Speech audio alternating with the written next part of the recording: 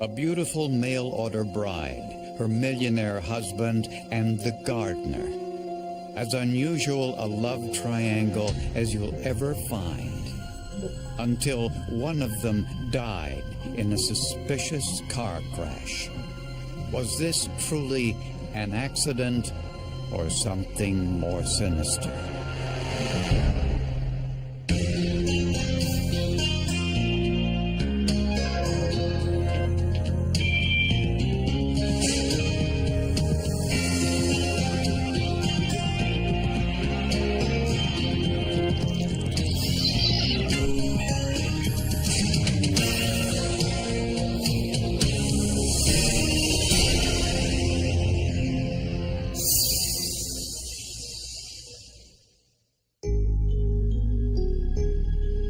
It was a Cinderella story.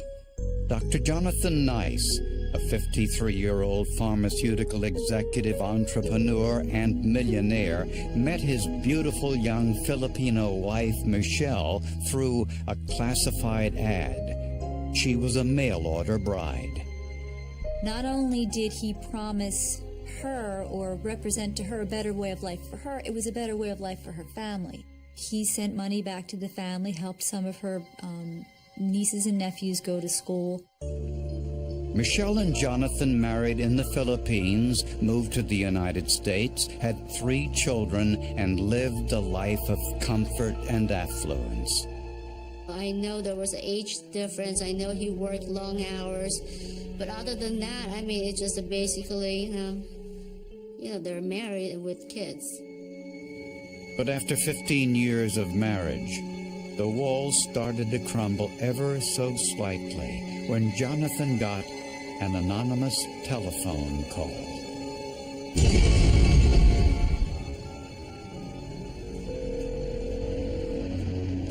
Hello? Dr. Nyce, I'm having an affair with your wife, and here's some proof. I want to see you again. When can you do it? Anytime you want. He clearly recognized his wife's voice. She was, Filipino. She had a very distinctive voice, and he knew it was her. It appeared that there was sexual activity taking place. The caller demanded $500,000, or else he would embarrass Dr. Nyce by releasing the tape to the couple's friends and business associates. Nyce immediately confronted his wife, Michelle. She states that, yes, she did have the affair, that the individual she had the affair with is an employee at a landscaping company. His name was Miguel de Jesus. He was 32 years old. They met when de Jesus was doing work on the Nyce's yard. When questioned by police, de Jesus denied making the phone call trying to extort money from the couple. Miguel de Jesus was a guy who had several different social security numbers, was living with another woman. I think she was a common law wife, had gotten another woman pregnant and refused to pay child support. I mean, he was not an upstanding character by anybody's estimate. Michelle promised to end the affair, and Jonathan filed charges against de Jesus for the alleged extortion attempt. The story she told me is this guy was following her, stalking her. And that, that since he realized they have a big house and stuff, that he wanted to get some money from them. A local magistrate issued a restraining order. The gardener and Michelle were not to have any contact with each other again. The judge even asked Dr. Nyce, well, how far does he have to stay away from her? And Dr. Nyce just clearly and coldly said, stay away from my wife. But the story didn't end there. 5 months later, Michelle Nyce was found dead in her car, which was found down an embankment near a shallow creek. It looked as if the car swerved off the snow-covered road. Very isolated. It just so happened the night prior to this, we had a rather large snowstorm. But there were a number of suspicious clues. There were footprints leading away from the passenger side of the car. The footprints do say that someone was there and left the scene. It appears that someone had gotten out of the vehicle and left the scene. There was blood on the outside of the car, and a blood pattern on the driver's seat inconsistent with an accidental head injury. And perhaps most telling, Michelle wasn't wearing shoes. The bottom of her stockings were dirty.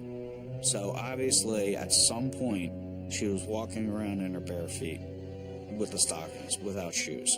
So that was a red flag right there. There were a pair of women's brown shoes on the passenger side of the car, a color that didn't match her dark blue outfit. It was becoming clear to investigators that this was no accident. Although Michelle Nyce was found dead in her car, investigators didn't believe she was driving when the car ran into the ditch. She's a very short woman, no more than 5 feet, 5'1" tall. And the car is reclined, the driver's seat's reclined all the way back. At Michelle's autopsy, the medical examiner found evidence of not one head injury, but several. She had 4 separate lacerations, 3 in the forehead area that were separate, 1 to the top of the head. This would be inconsistent with a car crash, and more consistent with blunt force trauma. Michelle had cuts and bruises on her hands, what appeared to be defensive wounds. This death, in my opinion, is clearly a homicide. The shoe impressions found in the snow leading away from the vehicle across the creek and up to a nearby road were from a man's boot. This was a secondary crime scene. This is not the location where this happened. That the location is somewhere else, but this is where the body was left. On the night of the murder, Michelle worked the evening shift at the cosmetics counter of a local department store. She left around 10 p.m. She told her husband she was going out for a drink with her girlfriends. But the owner of a nearby motel told police Michelle was there that night in a room with the man he identified as Miguel de Jesus, the gardener she had been involved with a year earlier. Michelle had reached out to the gardener and wanted to get together with him. He agreed to do so. When questioned, de Jesus admitted having sex with Michelle that night, but insisted he had nothing to do with her murder. He said Michelle left in her car around midnight and that he went home to his wife. He was with Michelle that night. He told us what they did, where they went, and again, all of that was verified. De Jesus did reveal one surprising piece of information. He claimed Michelle planned to divorce her husband. But I would never in a million years believe that she would leave the kids for the gardener. Despite outward appearances, investigators learned the couple was broke. Jonathan's company went bankrupt before he could bring his new drug to market. He was developing a new asthma-type drug, and he was a successful scientist. Unfortunately, it does not appear that he was as good a businessman as he was a scientist. And friends told investigators that Michelle had recently caught Jonathan in a huge lie. She went into this marriage thinking that he was 10 years younger than he actually was, and that did not come to light until 10, 12 years into their marriage. She was very upset about it, but it was one of those things that they already have kids or were married, she can't do anything about it. She was a young woman and she liked to go out dancing, and he, for a couple months, tried to keep up with that. I mean, he even said, I took Viagra. I tried to, he just was trying to keep up with his younger wife.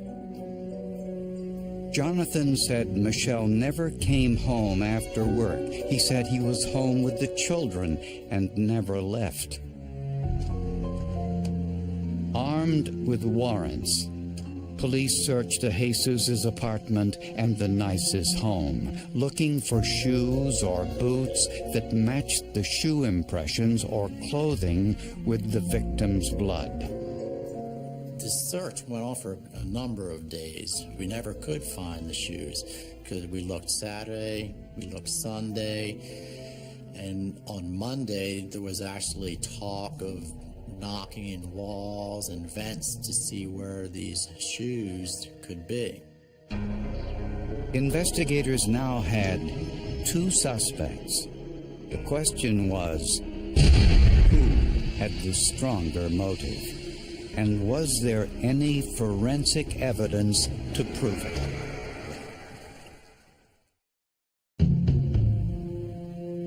When Dr. Nyce learned his wife Michelle was with her lover earlier on the night she was killed, he was inconsolable. I just never seen him that way. He was just really sad and upset about Michelle, and we all hugged each other. And we were all crying, and then the kids were crying. He just told them that like maybe 5 minutes ago, prior to us coming. But police found evidence that Jonathan knew Michelle had resumed her love affair with the gardener. On his desk was this poem Jonathan had written. Your stainless steel heart like a knife rips open my soul to bleed, unattended, dying. You call me on the telephone and tell me not to worry. When, oh when will my dying end? With a warrant, investigators searched the Nyce's home. Although they didn't find any shoes that matched the impressions found in the snow near Michelle's car, they did find some suspicious items in the garage. One was a baseball bat that looked clean, but it was tested with phenolphthalein and was positive for the presence of blood. However, it was impossible to determine whether it was human or animal blood. And they found Jonathan's clothes soaking in the washing machine. The water appeared to be pink. Unfortunately, we couldn't do a presumptive test of blood for it. Was it blood that caused that pinkish tint? Maybe. But perhaps the most surprising discovery in the Nyce's home was a pair of men's loafers, and on the bottom was a mysterious substance that couldn't be identified. Scientists tested the substance with infrared analysis. The amount of light the samples absorb and reflect can identify what the chemical makeup of the substance is. That test revealed there were 4 different kinds of glue on the bottom of the loafers. But why would there be glue on the bottom of his shoes? Investigators found the answer when they discovered pieces of plastic hidden throughout the Nyce's home. Pieces were hidden in children's toy boxes. There was a Christmas tree box that had a couple pieces in it. The pieces looked like the bottoms of a pair of boots. You're wondering, did they get all the parts? If I'm missing a part, would I be able to put the toe to the heel if there's that one critical section missing? As if he were putting together a jigsaw puzzle, Ed Gainsbourg attempted to reassemble the sole of the boots. Piece by piece, it came together. The pieces were to the soles of a pair of men's boots, size 12. and forensic tests identified glue on the pieces of plastic that matched the glue found on the bottom of Jonathan Nyce's loafers. We found all 4 glues on both surfaces, and we also had a physical match between where the way the glue broke when he tore the sole off of the shoe. Gainsbourg compared the reassembled sole to a scale photo of the boot print left in the snow near Michelle's body. The problem is it's snow, and snow melts, and so very quickly the detail will disappear, and that's what happened in this case. Still, some detail remained in the photograph. There was enough detail to say that it was the same manufacturer's design and size. But why were the soles to a pair of boots glued onto a pair of loafers? Dr. Nyce had a pair of moccasins, and then he had gotten a pair of work-type boots, and he had somehow used a saw to shave the sole off of the boot, and he put it on the bottom of a pair of moccasins and glued them on there. I guess for comfort reasons, so he could go outside without wearing out the sole of the moccasin. This forensic evidence suggests that Jonathan Nyce wore these loafers on the night of the murder, leaving the impressions in the snow. When he got home, he removed the soles he had glued on, cut them up, and tried to hide the pieces throughout the house, thinking that no one would ever suspect what he did. I think it was very crucial. It was a pretty good circumstantial placement of these shoes at the scene of the crime, leading away from the crash site. Lastly, scientists found tiny spatters of blood on the garage wall. And they also found bloody towels hidden in the chimney. DNA testing identified the blood as Michelle's. Based on the forensic evidence, prosecutors now had a pretty good idea what happened on the night of Michelle's murder. Quite simply, he's just a coward. Bottom line.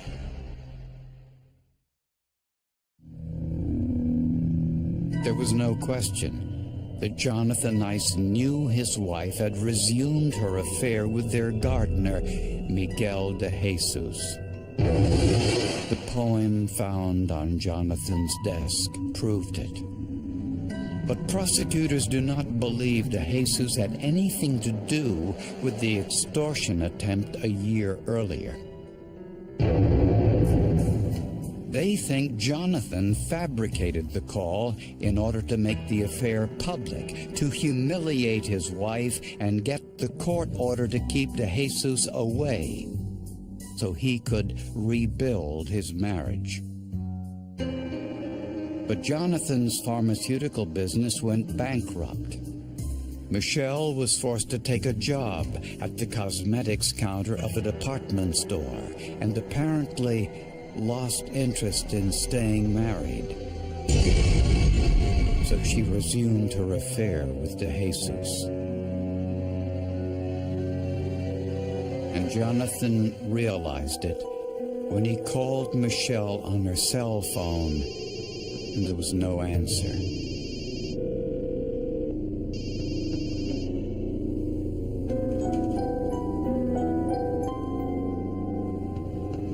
On the night of the murder, Michelle came home around midnight.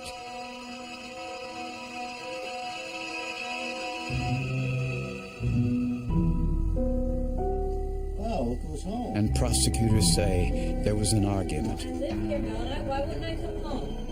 I've been calling your cell phone, you're not answering. My cell phone battery died. Michelle packed a suitcase. Whether it was to leave temporarily or permanently is unclear.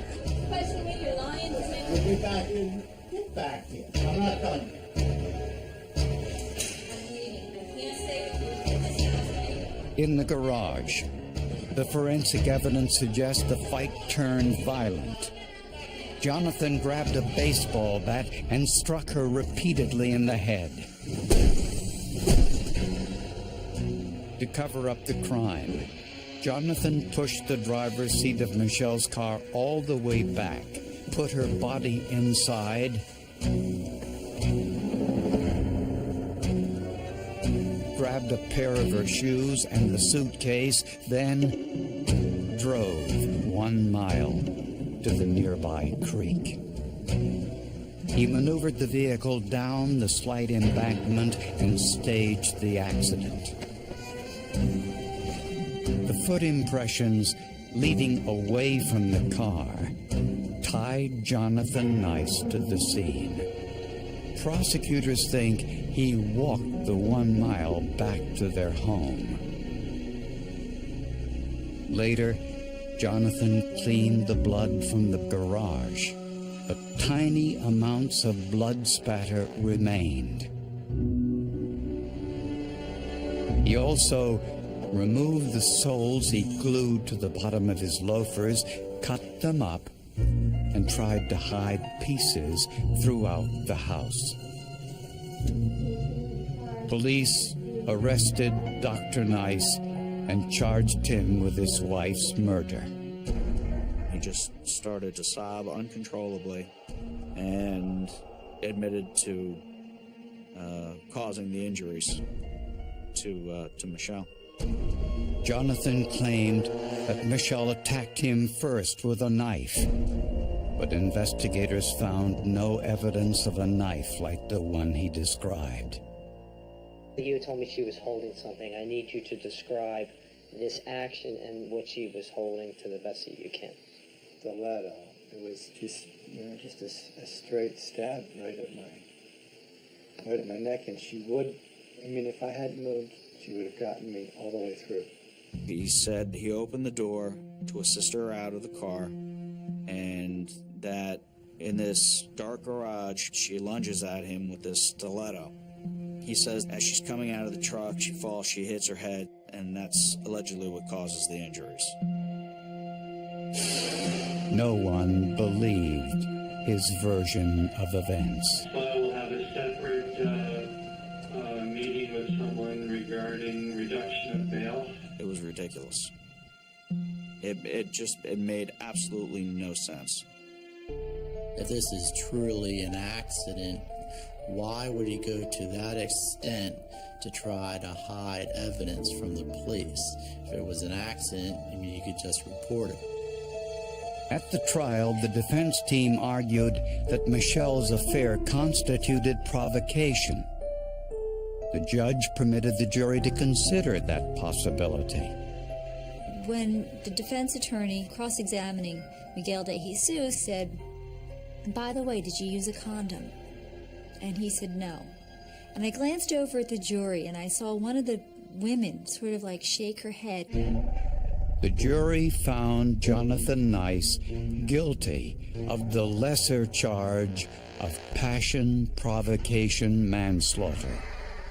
He was sentenced to 8 years in prison. Prosecutors, friends, and family were appalled. Instead of getting a divorce, you can just kill your wife. So I don't think that's a good, a lesson to learn from this story. The jury has to believe that he was indeed provoked. And also that between the provocation and the murder, he had no time to calm down. After you already know about the affair, if that's still passion provocation,